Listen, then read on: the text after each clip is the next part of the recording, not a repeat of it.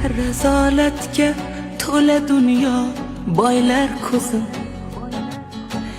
yolg'on yuzli odamlari poylar izim.